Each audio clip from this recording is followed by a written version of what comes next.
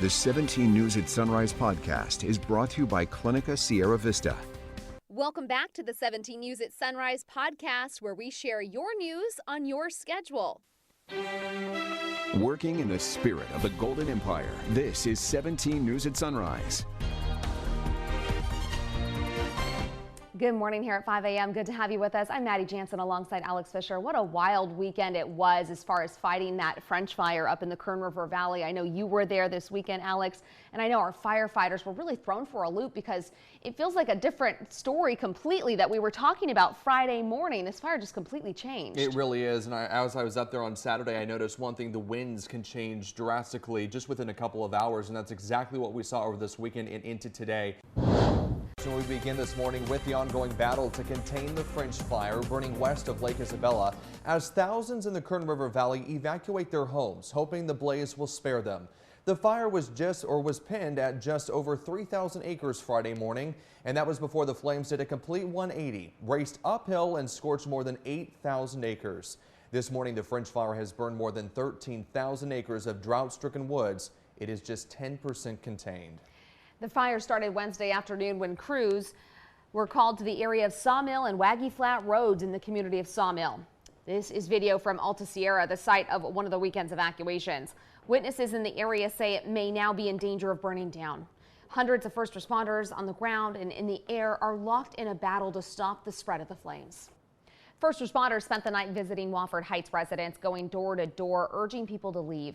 People filled their cars with their lifelong possessions, family members and pets. They told us they're afraid of losing their lives, homes, and loved ones. But for the elderly and people without vehicles, they can only bring what they can carry and ultimately have to rely on help from others. We're helping people get out, especially family. But my best bet with it coming down, you're going to want to get ready now. There's no hesitations. I've helped with the fire once before, years ago, and it's no joke when it starts hopping over ridges. I'm definitely afraid because comes back memories of the Erskine Creek fire, and it's pretty scary. Some residents we spoke to have lived in Wofford Heights for only a week, while others have been there for years. But all of them said they don't want to risk their lives or lose their belongings. Instead, they just wanted to get out. I'm really scared to lose everything, my cats, my dogs, my animals, my girlfriend, anything, because to be honest, my car is broken down, so I don't know how far I'll be able to get. Sacramento, that's my plan right now. We're going to go. We got a ride. And all of this after fire crews spent the weekend trying to stop the blaze from moving east. Those who live in the Kern Mountains know the risks and rewards. But as 17's Jim Scott reports, the French fire continues to cut a path of destruction through our mountain communities.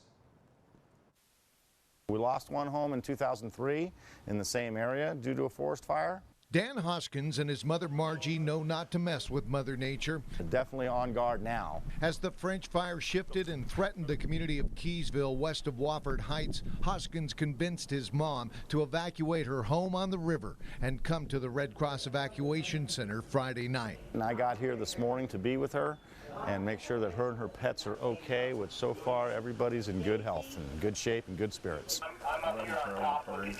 As many communities in and around the Kern River Valley remain on wildfire alert, firefighters from all over the region swarmed into the mountains west of Lake Isabella again today. Hundreds of firefighters on the front lines and hundreds more like these men and women assigned to fire suppression units, ready to pick up and move at a moment's notice as fire spotters track the wildfire's fickle movements. So the fire turned and did a 180-degree direction shift on us, ran uphill, and grew approximately 8,000 acres yesterday, which created a new set of problems for us. Overhead, huge water-dropping helicopters zeroed in on fire zones deep within the Sequoia National Forest, racing back and forth from Isabella Lake with every intent on changing the tide in this battle between men, their machines, and a wildfire gorging itself on drought-stricken timber and brushland. Mother Nature, she can be wicked to us and she can be a pleasure.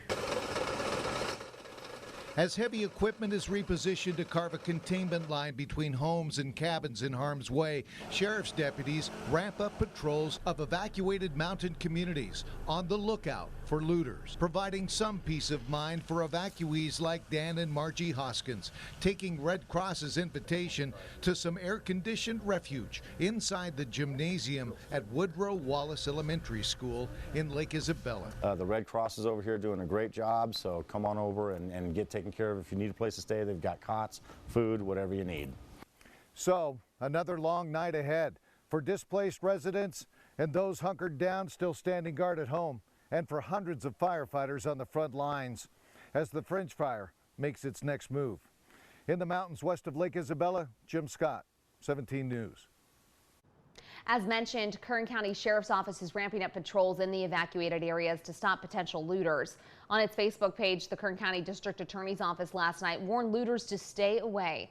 The DA's office says convictions for thefts or burglaries that occur within evacuation zones carry harsher penalties. Elevated sentences include minimum jail terms for those who tried to victimize communities who are already suffering. The Post states there's been no reports of any looting at this time. For those who need to leave the area, the American Red Cross moved the evacuation center to Woodrow Wallace Elementary School. That's located at 3240 Erskine Creek Road in Lake Isabella. Red Cross volunteers are on hand to provide evacuees with safe shelter, hot meals, emotional support, and information. Red Cross services are free to everyone. Kern County Animal Services says it's helping pet owners who had to be evacuated. They tweeted, if you have animals who are left behind, they have personnel ready to assist you and your pets.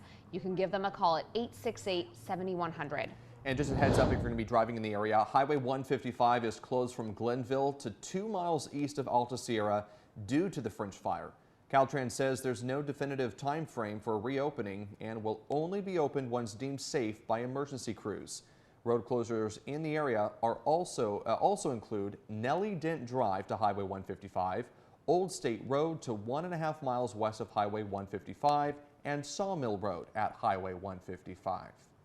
One of the easiest ways to be prepared for potential wildfires or other disasters is to sign up for alerts from Kern County Emergency Services. You can do that by going to readykern.com. Recapping our top stories on this Monday morning, hundreds of first responders on the ground and in the air are locked in a battle to stop the spread of the French fire. This morning, it has burned nearly 14,000 acres west of Lake Isabella. It is just 10% contained. Wofford Heights residents were ordered to evacuate last night. Kern County Sheriff's Office is ramping up patrols in evacuated areas to stop potential looters. On its Facebook page, the Kern County District Attorney's Office last night warned looters to stay away. The DA's office says convictions of thefts or burglaries that occur within evacuation zones carry harsher penalties. Search efforts are underway in Tennessee this morning to find those missing after deadly flooding this weekend. At least 21 people have been killed and 20 people are still missing. Officials say search and rescue efforts will continue until everyone is accounted for. This morning, more Americans are getting out of Afghanistan, but the risk for those still on the ground in the region is growing as well, to the point that President Biden is now considering sending in more American troops and extending the deadline for them to remain in the country. Jay Gray's in Washington this morning with the latest. Maddie, good morning. President Biden continuing to defend his decision to pull troops out of Afghanistan while now acknowledging that process has been, quote, hard and painful. And this morning, there's no indication it's going to get any easier. Crowds and chaos continue to build outside the Kabul airport. U.S. troops extending the so-called safe zone there. The security environment is changing rapidly. Senior administration officials acknowledging there's now concern about possible terrorist threats targeting Americans and Afghan allies. The threat is real, it is acute, it is persistent, and it is something that we are focused on with every tool in our arsenal. The pace of evacuation flights has intensified. The White House says 11,000 people were evacuated during a 36-hour period over the weekend, 30,000 since the process started in July. But there are still tens of thousands on the ground desperate to get out. The president acknowledging for the first time publicly that there have been discussions about sending in more U.S. troops and keeping them in the region past his end-of-the-month deadline. There's discussions going on among us and the military about extending. As the situation at the airport continues, to fall apart. A State Department memo obtained by NBC News does indicate that each time the airport gates are opened, about 150 unauthorized people rush in. In Washington, Jay Gray, 17 News. 5:35 is our time now, and this morning Public Health is expected to release new data on how many people were infected with coronavirus from over the weekend. The last update was on Friday. That's when we learned another 2 people had died from COVID-19 and another 431 people have tested positive. 237 people are in the hospital with more severe symptoms of the virus. 48 are in the ICU. Since the beginning of the pandemic, we've lost 1,445 lives to this virus. This weekend, a local business took the time to honor those we've lost to COVID-19. On Saturday, American Fabrication on Gilmore Avenue in Rosedale unveiled an additional 200 names added to its COVID-19 memorial. People came out to honor their loved ones and show support for others. Having someone that has been in your life for such a long time, that was taken from a disease that impacted the whole world. My sister, Orly Sherman, was one of those victims. The memorial currently has 320 names of men and women who lost their lives to the virus. The business says it is still asking for submissions. If you'd like the name of your lost loved one to be added to this memorial, you can email Michelle Bettis at mjlbettis@gmail.com. 17 Crime Watch now. A Lamont Elementary School District employee has been placed on leave after allegedly hitting a student, according to district officials. The district's superintendent says the employee, who was not identified by the district, is on administrative leave pending an investigation. Garrow says the allegations of this nature are extremely upsetting and do not reflect the high professional standards the district expects of our staff. He continued that the district takes these allegations very seriously and that law enforcement was contacted. The Bakersfield Police Department and California Highway Patrol made several arrests and recovered 2 stolen cars during a joint street racing enforcement operation on Saturday night. CHP says 11 cars were impounded and 32 were cited. Authorities also made 1 DUI arrest and a felony arrest, as well as 2 misdemeanor warrant-related arrests. If you are asked to call 911 if you suspect street racing or burnouts in your area. Police arrested a man in Tulare County after he reportedly crashed into a patrol car on purpose. The whole thing caught on camera. Tulare police say a sergeant was sitting in his patrol car Sunday night when a car sped up and slammed into him. The officer suspected the crash was on purpose as the car careened toward him without warning. Police found a man driving and a woman in the passenger seat. The man was identified as 25-year-old Adam Hernandez. Hernandez admitting to crashing into the police car on purpose after using methamphetamine. He was booked into Tulare County Jail. From our 17 follow-up file this morning, community members held a candlelight vigil this weekend for a man killed in South Bakersfield. 21-year-old Thais Leon Rush was a father of 2 young boys and, according to his mother, did not have problems with anyone. Local group 3 Next Steps organized the event on Raider Drive just east of South High School. Rush's relatives say they're still picking up the pieces after his death. I just feel like the violence in Bakersfield needed to stop. This young man was taken away from both his 2 young children at a very young age for no apparent reason. He wasn't into gang violence. He was just a young man trying to live his life for his kids. Police are still investigating the killing. Anyone with information on this case is encouraged to call police. Education news this morning. Cal State Bakersfield is welcoming students back to campus after more than a year of being closed. President Lynette Zalesny will welcome students and faculty on the Red Brick Road near the Get Bus Terminal at 7:45 this morning. CSUB's campus has not been fully open since March of 2020. A local high schooler braved nature and the pandemic to reach the heights of the Boy Scouts. But this scout isn't a boy. Savannah Lynn Meyer was officially recognized as the first female Eagle Scout in the Southern Sierra Council of Bakersfield. Meyer won her recognition with a massive project building a camping area and trail for the Tejon Ranch Conservancy in Caliente. She cleared brush and rocks, installed a metal gate, picnic tables for people to eat, and a fire pit, among other feats. Henri roared ashore in Rhode Island as a tropical storm, packing rain and 60-mile-per-hour winds. It brought rough surf and storm surge to the southern New England coast and Long Island, New York. The lighthouse is located on the top of Turtle Hill, so if it's blowing 70 miles an hour at the bottom, it's blowing almost 100 miles an hour on the top of the tower. We had waves over 20 feet. It was pretty gnarly there. Inland, Henri brought down trees and power lines. 100,000 people lost power at its peak. I'm pleased to report the National Grid has crews already out across the state working on restoration. Heavy rain bands left roads more like rivers, like in this Connecticut neighborhood.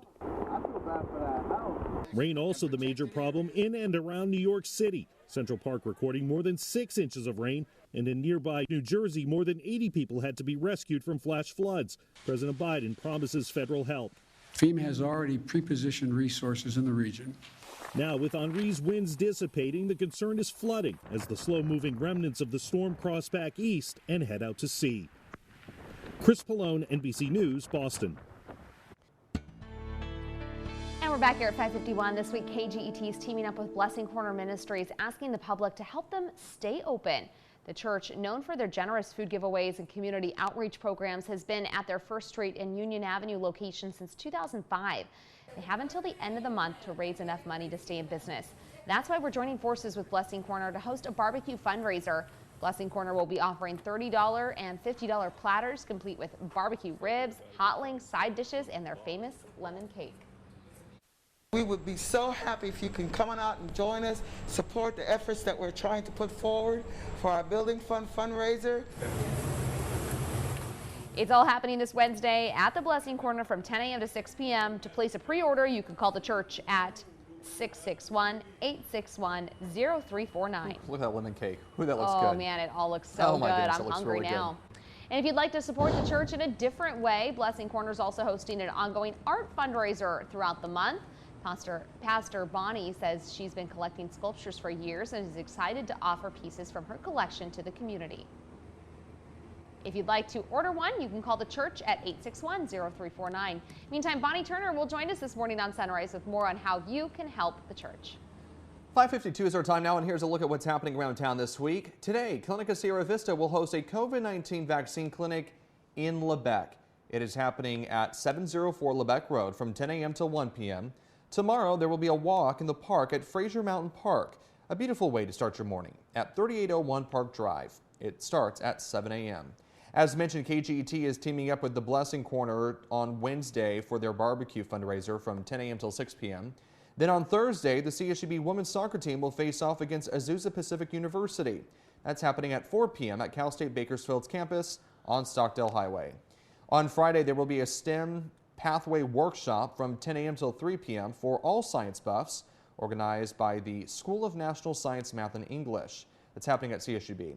Then on Saturday, there will be a meeting for a veteran support group in Fraser Park at Midway Market upstairs at 7 p.m. And then finally on Sunday, there will be a treat for all music lovers, a live music brunch at Jerry's Pizza and Pub on Chester Avenue in Bakersfield at 10 a.m. Welcome back here at 5:56 with entertainment news this morning. Disney's working to make larger-than-life characters a reality. Disney's Imagineers have been working for 2 years to create full-body exoskeleton systems that could bring giants to life in its theme parks. Current prototypes include the Incredible Hulk and a Wampa from Star Wars.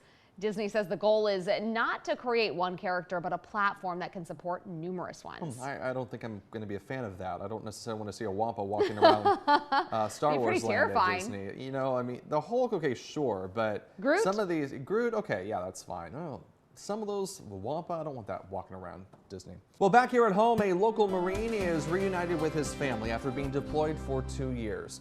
Joshua Abdallah graduated from Frontier High School and went straight into the United States Marines. He has been stationed in Japan for the last 2 years. Due to COVID-19, he was unable to return home and missed Christmas, countless birthdays, and his brother's wedding. After what felt like an eternity away from his family, he was granted leave to return to Bakersfield. His family picked him up from LAX Friday night and says they couldn't be happier to have him back home. That's great to see. Love those homecomings. Oh, the best. I love him. Working in the spirit of the Golden Empire, this is 17 News at Sunrise.